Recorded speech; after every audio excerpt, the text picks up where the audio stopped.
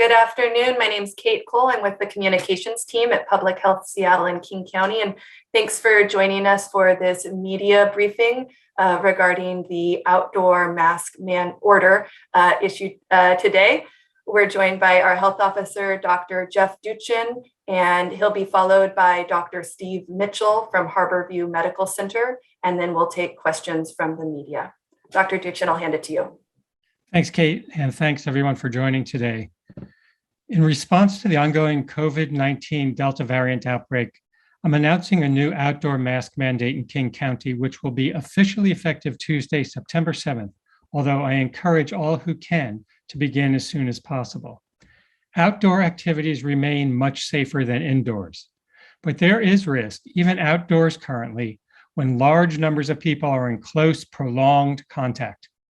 Layering multiple prevention strategies, including wearing a well-made and snug-fitting face mask when in crowded outdoor locations, is a necessary precaution at this time to limit COVID-19 spread and preventable cases, hospitalizations, and deaths. I'll start by updating you on the status of the outbreak, including cases, hospitalizations, and deaths, and the impact on our healthcare system, and the concern about the course of the epidemic over the coming months, resulting in the need for this action. I want to thank Dr. Stephen Mitchell, the Emergency Department Medical Director at Harborview Medical Center and the co-founder of the Washington Medical Coordination Center, who's joining us today to discuss what people need to know about the very serious situation our hospitals are grappling with, and which today's action is intended to help address. Dr. Mitchell has been on the ground responding to the COVID-19 epidemic from the get-go, when our outbreak first erupted at long-term care facilities in early 2020. As you know, we are experiencing a Delta-driven surge, and we continue to see high levels of new COVID cases and hospitalizations, and recently increasing deaths as well. Over the last 7 days, we've seen an average of almost 600 cases reported per day, a nearly 500% increase in cases compared to this time last year. And over the last couple of weeks, new cases have plateaued, but at a very high level. While hopeful, we would need to see significant and sustained reductions in new cases in order to relax our prevention measures. The 7-day incidence rate is 183 per 100,000, well above the CDC cutoff for high transmission, and nearly 9-fold higher than the incidence rate we were experiencing just 2 months ago. In general, case rates are happening at high levels in every age group, but those with highest levels of vaccination have lower rates of cases currently. Residents 65 years of age and older have the highest vaccine coverage and the lowest case rates currently, while 18 to 49-year-olds have the highest case rates. The vast majority of COVID-19 infections, hospitalizations, and deaths continue to be among unvaccinated people. Over the last 30 days, residents who are not fully vaccinated were 6 times more likely to test positive for COVID-19, 48 times more likely to be hospitalized for COVID-19, and 32 times more likely to die due to COVID-19 related illness compared to fully vaccinated residents when adjusted for their age. And as Dr. Mitchell will discuss further in a moment, COVID-19 is causing serious harmful impacts on our healthcare system. There are 329 confirmed and suspected COVID-19 patients in King County hospitals today. In King County, 12% of acute care beds and 25% of ICU beds are occupied by COVID patients. We are currently at or near the highest levels we've seen since the pandemic began for hospital admissions and acute and ICU bed occupancy. Over the past 7 days for which I have data available, 148 King County residents were hospitalized for COVID-19. At this time last year, we saw an average of 4 people hospitalized for COVID per day, and we continue to see an increasing rate of hospitalization among 36% and 49 years of age. In the last 14 days, we've 2 deaths per day for much of the pandemic. A greater proportion of deaths, 13%, in the last 2 months are among younger residents under the age of 50 years old compared to the first 6 months of 2021, where only 4% of deaths were among decedents 50 years or under. And deaths among unvaccinated people are also more likely to be in the younger age groups. Our hospitals are under immense strain and struggling to provide necessary care and treatments to patients with COVID-19, as well as other conditions like heart attacks, surgeries, accidents, and more.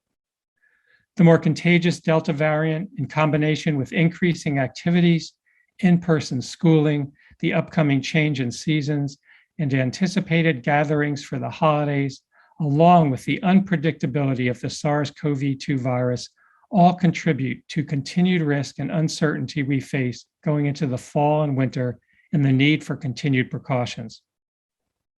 Now, a very important positive note is that King County has among the highest vaccination rates of any large metropolitan area in the US, with approximately 2/3 of our population fully vaccinated, and this is without a doubt limiting the extent of the damage caused by our current outbreak, and it has likely prevented our healthcare system from being completely overwhelmed, as we've seen in other parts of the country.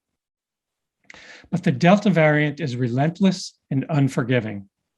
Despite our relatively high vaccination coverage, approximately 750,000 King County residents are either not fully vaccinated and remaining susceptible to infection, and that includes approximately 320,000 King County residents who are eligible but not vaccinated, and approximately 308 King County children under 12 years of age who are not currently eligible. Or there are tens of thousands of people who are immunocompromised who may not respond to the current vaccination regimen and also remain susceptible. Although the risk for COVID-19 spread is much lower outdoors than indoors, the risk is higher at large, crowded outdoor events where distancing cannot be maintained, where unvaccinated people are present, and especially where there's loud talking, shouting, singing, or aerobic activity. Outbreaks have been reported from around the country associated with outdoor events, including recently here at the Watershed Music Festival at the Gorge, where a significant percentage of patients who acquired COVID-19 were vaccinated. Therefore, today, I'm announcing a new order, an outdoor mask mandate for King County. It will start officially on Tuesday, September 7th. Masks are going to be required at any outdoor event with 500 or more people in attendance. And this requirement applies to all people, both vaccinated and unvaccinated, who are 5 years of age and older. In addition, in any outdoor situations where people cannot stay at least 6 feet apart from non-household members, masks are strongly recommended for all people, vaccinated and unvaccinated. Face masks continue to be required for everyone 5 years of age and older in all indoor public settings, as consistent with the governor's recent mandate, like restaurants, grocery stores, malls, gyms, and community centers. And for gyms and fitness centers, face masks are required for all persons, regardless of the type of activity they are playing, whether it's a sport or other form of exercise. When worn consistently and correctly, well-made and snug-fitting face masks add an important layer of protection and help reduce the risk.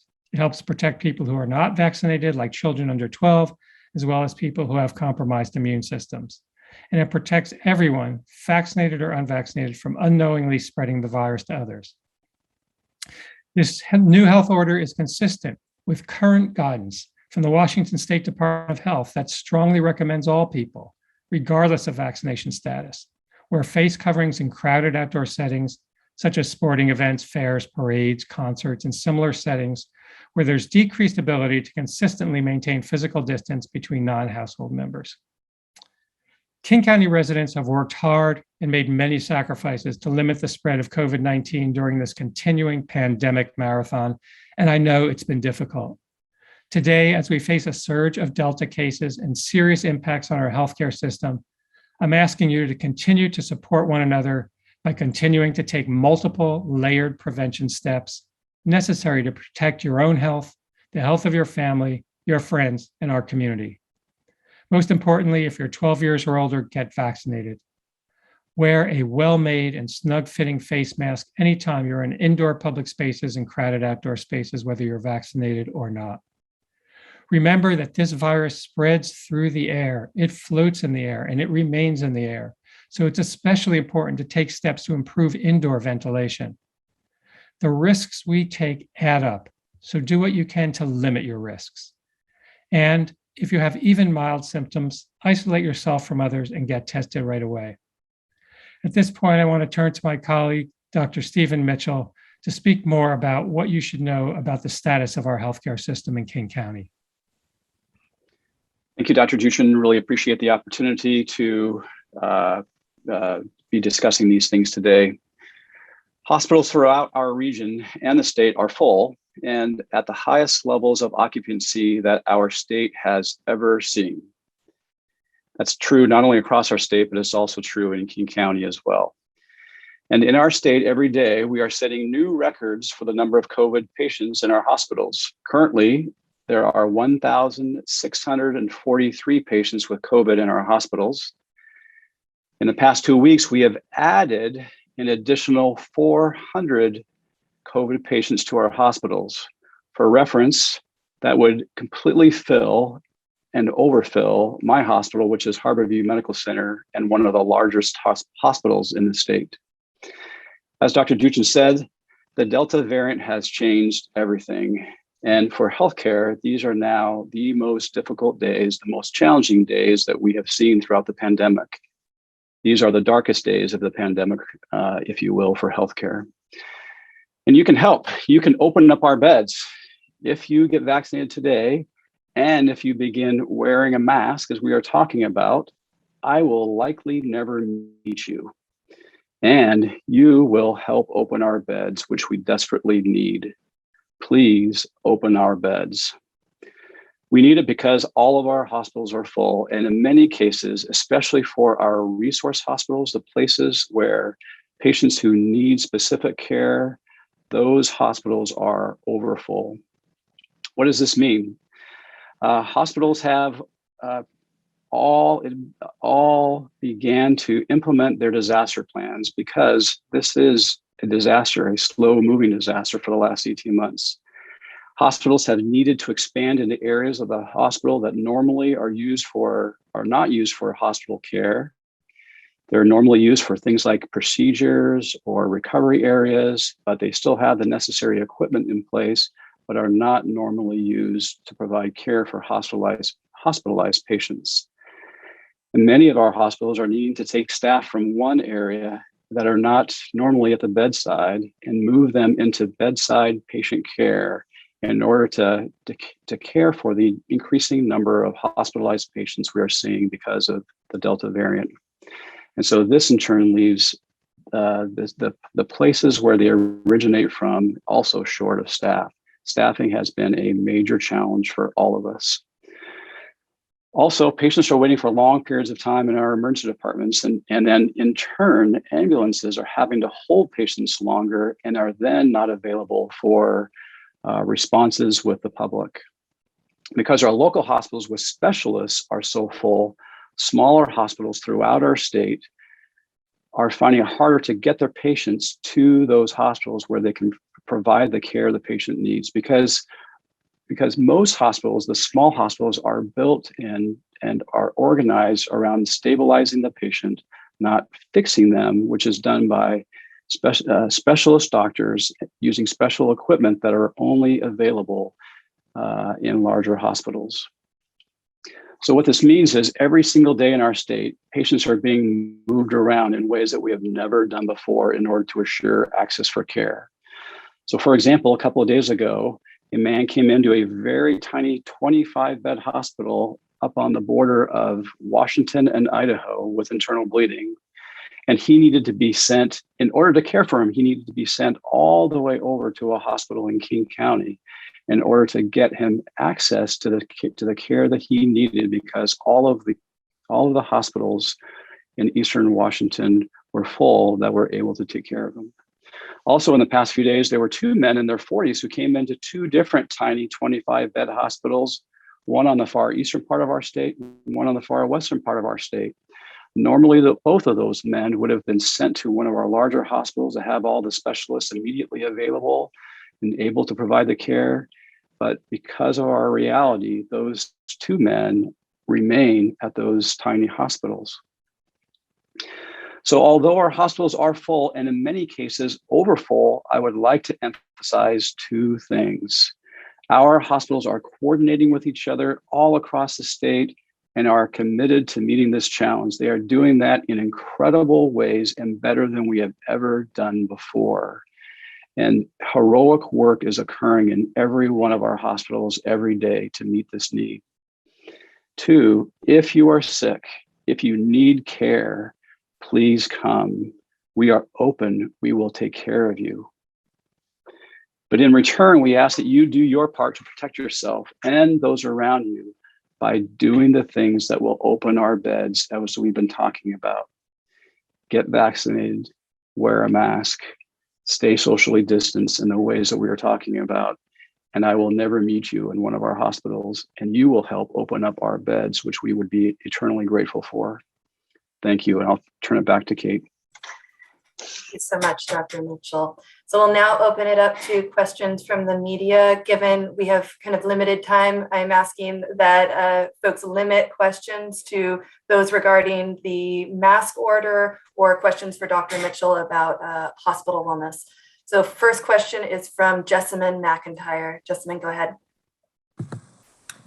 Hello, both of you. Thank you so much for your time, doctors. I am wondering, with this mask ordinance, you seem to be ahead of the curve. Just your orders have come a little bit before the state makes orders. Would you support further restrictions in addition to this mask order? Jessamine, I'll start, and Dr. Mitchell may want to answer from the healthcare system perspective, but we will support whatever restrictions we think are necessary to limit transmission and protect our community and our healthcare system.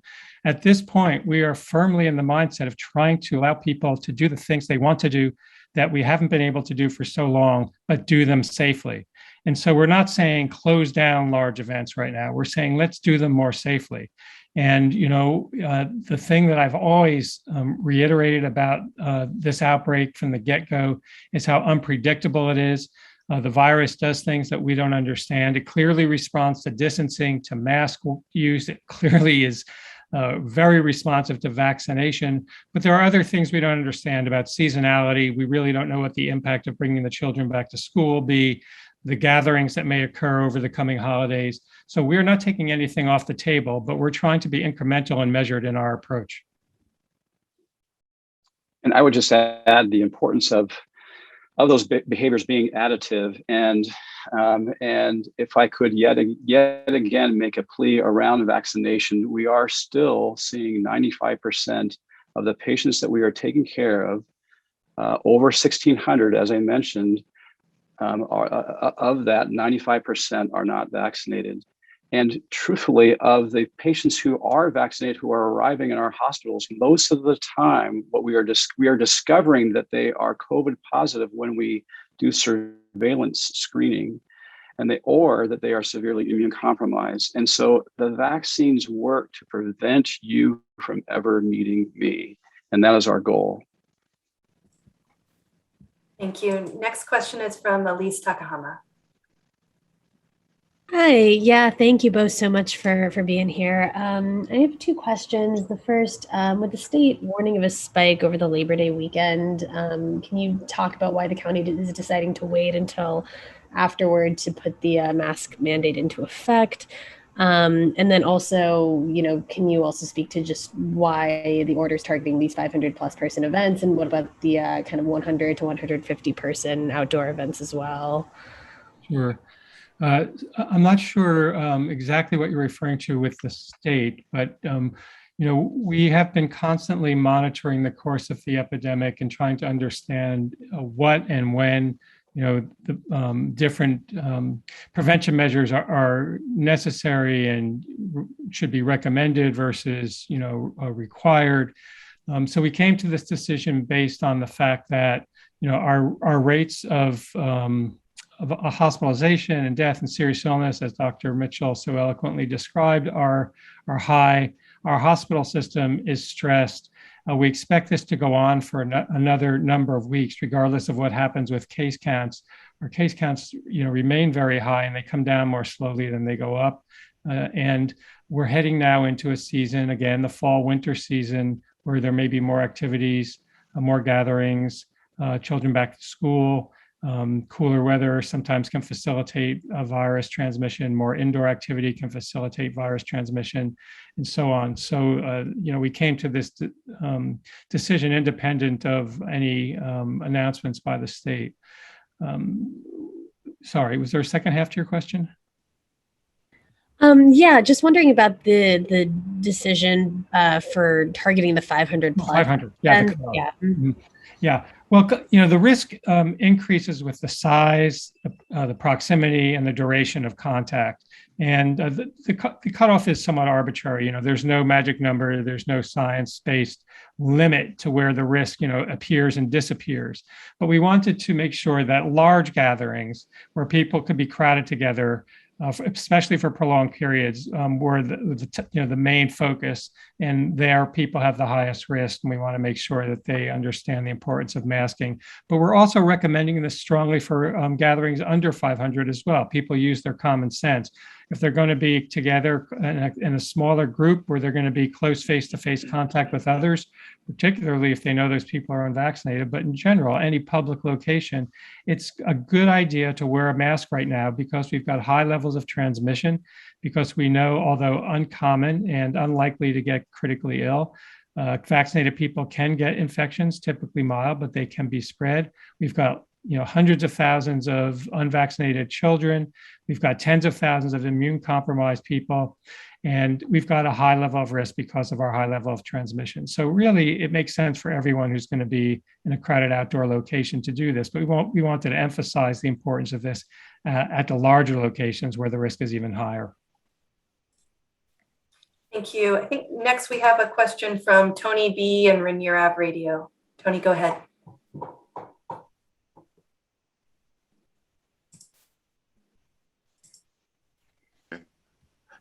Yes, my question is for the doctor from Harborview. You mentioned that you're open, and if people are not feeling well, they should come see you because you are open. And that messaging may be confusing because initially folks were told if you're having symptoms, stay home, isolate, and call in. Is that still the case, or where are we at, or what should someone do if they're having symptoms or they feel like they may need to go to the hospital? Should they come to the hospital, or are you still saying stay home, isolate, and make a phone call? Sure, great question, and thank you for raising that. The point of my statement was to say that if you are having things that suggest that you're having an emergency, you're having chest pain, you're having weakness or numbness, or you have been injured, we are open and we are available. And so we do not want the public to be dissuaded for coming to see this, because we will take care of you. If you have symptoms consistent with COVID, then you should reach out to your healthcare professional and look at guidance about when you should be coming into the hospital. But if you are getting short of breath, or if you are unable to eat or take care of yourself, things like that COVID does very, very commonly, then you should come into the hospital and we will take care of you. Our primary message, though, is that we have, as a community, the ability to open up our beds by doing all the things that both Dr. Duchin and myself are talking about. And but we're trying to weigh those risks. And so the messaging about when you should come to the hospital has not changed. It's just the healthcare system in general is so significantly stressed right now. Thank you, Dr. Mitchell. Next, we have a question from community watching on Facebook Live. Folks are curious, and I think Dr. Mitchell, you could answer this, or Dr. Duchin, curious what we're seeing in terms of numbers and conditions of children under 12 who are being hospitalized for COVID-related issues. Steve, do you want to comment? Can you comment on that? Sure, I can comment in general. We know that Seattle Children's announced their first death of a COVID patient this week, and we know in general that the pediatric hospitals are filling up. They actually have more capacity than do the adult focused hospitals. but they are remarkably concerned because not only are we seeing more or higher numbers of COVID in children and higher numbers of children needing things like ventilators and intensive care units, but we are also going into the highest risk season, the fall and the wintertime, which is their busiest season. And so a third impact is that there are several circumstances around the state where, because the adult population in hospitals has expanded so much, they're actually encroaching on beds that used to be dedicated to the care of children. And so that is another reason for adults to get vaccinated, because they are literally, when they get sick, taking space away in many instances from the pediatric focused hospitals. But they, right now, today, have more capacity than do the adult-focused care areas of our hospitals.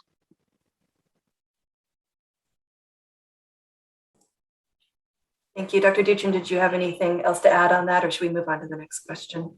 No, well, just briefly, I'll say that, Dr. Mitchell has given an excellent summary of the statewide picture. And here in King County, we've also seen a small increase in the number of hospitalizations. The number, by county remain low, but we're seeing the additional cases from all over the state that are stressing the system. And the rates of disease also remain low in children, but we are concerned about this increase. And that's one of the reasons we want to make sure we do everything possible to limit transmission in the community.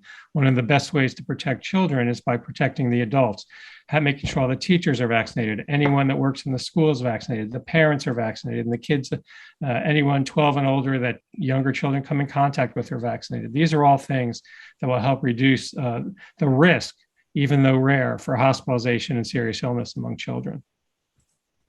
Thank you. Next question is from Jeff Pochela. Yes, hello. Forgive me if this has already been answered. I came in a little bit late, but with high school football and other sports starting this week, does this order also include participants in outdoor activities such as high school sports? Are they required to wear masks while participating? This guidance is really for large gatherings. This current guidance is for large group gatherings of 500 or more. The guidance around youth sports that is issued by Washington State Department of Health remains unchanged. I think we had a follow-up question from Elise Takahama. Elise, go ahead. Hey again. Sorry, Dr. Duchin, if I wasn't clear before. My first question was more kind of getting at why the order was going to go into effect next Tuesday rather than today or, this week before the Labor Day weekend, in hopes of possibly curbing any of that holiday spread. Yeah, that's a really good question. Ideally, as I said right up front, if you can start to comply with this today, you should. But we wanted to give, our big venues, because, we're talking about, stadium events that may be happening with tens of thousands of people, a little time to prepare for what would be required to enforce and put signage up and so on. So the official start date is Tuesday, just to give people a little bit of warning, but really anyone who can, and that's most of us, I think, should start to follow this guidance immediately. Thank you. And then I think we have one final question from community members on Facebook. And I think, Dr. Mitchell, this would be a question for you. Folks are asking, given the lack of beds in hospitals across the state, are there any plans to start triaging ICU beds? And would there be priority given based on vaccination status? Thank you for the question. And really, there is already triaging going on for critical care beds across our state. That's really what our team is doing at the Washington Medical Coordination Center, because access to critical care beds has been so limited, especially at those resource hospitals. And so every day we are working really hard to make sure that every nook and cranny of our state where we can expand capacity, that we are doing that, and that is true for critical care beds as well. And so we are working really diligently to, it used to be that we would, if there was a critical care patient that say needed to go to a larger hospital, we would just make that happen. And now we are making decisions such as, this is a critical care patient who has, say, only one problem. Their lungs are failing, which is the usual problem with COVID-19 pneumonia. And so we are then triaging those patients to smaller hospitals with smaller ICUs that can take those patients and can handle those, and not overburden the larger facilities that deal with the more complicated multi-system patients that are always arriving. And so we are doing that work today. And I can't remember. There was a second part to your question, but I can't remember what that was. The second part of the question was asking whether people who are unvaccinated would receive lower priority compared to those who are vaccinated. No, we are at the point in the pandemic where we are, and a fundamental tenet of healthcare is to care for people regardless of who they are or their background or their situation or the decisions that they have made equally. And I think I can safely say the entire healthcare system has taken that oath, and we are committed to doing that, and especially for hospitals that are in Washington State. Thank you. I think we had a final follow-up question from Jeff Pogula, I think for Dr. Duchin. Jeff, go ahead. Yes, thank you again. Just as a matter of clarification, you mentioned that these are guidelines for large-scale events, 500 people or plus, many school events, football, basketball, although basketball is inside, would fall under that heading. So does this order affect those events? Yeah, this order affects any gathering of 500 or more. And that would include participants as well as spectators?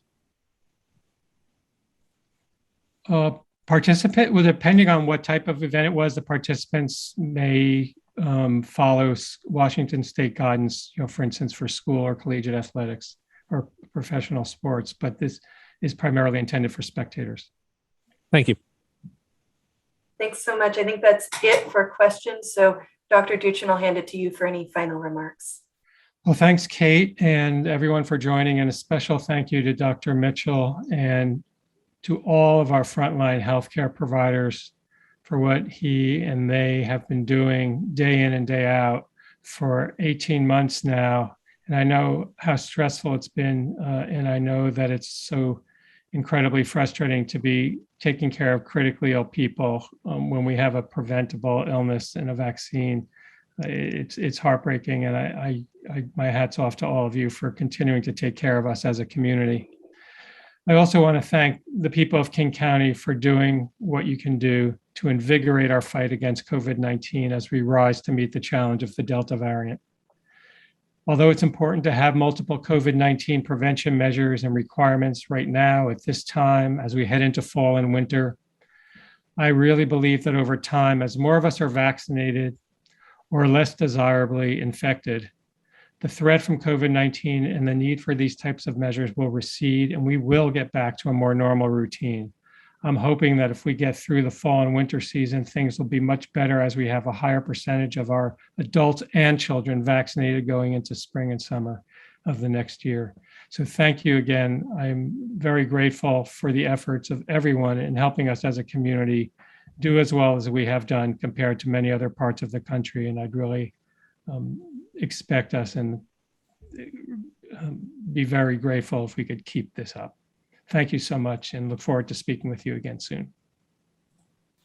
Great. Thank you so much, Dr. Duchin and Dr. Mitchell. Dr. Mitchell, did you have any final remarks you wanted to provide? I will just say briefly, I appreciate Dr. Duchin's comments about the heroic work going on in our healthcare settings. I'm struck by a conversation that I had with one of our most seasoned emergency department night nurses the other night, who said, Steve, this is so challenging. I've never heard the man complain, and I've known him for over 20 years. And he said, I'm not sure how long I can keep this up because it is getting so challenging. And so for those of you who have friends and who have family who are in healthcare, ask them about what things are like right now, and use that for motivation to just have your friends and your family and your community do the things that keep us all safe. And I would be grateful. My colleagues in healthcare would be grateful, because this is the most remarkable and challenging time that any of us have faced. Thank you so much, Dr. Mitchell, and thank you again, Dr. Duchin, and thank you to everyone who joined us today. As a reminder, you can follow our work at publichealthinsider.com and on social media at KC Pub Health. Thank you.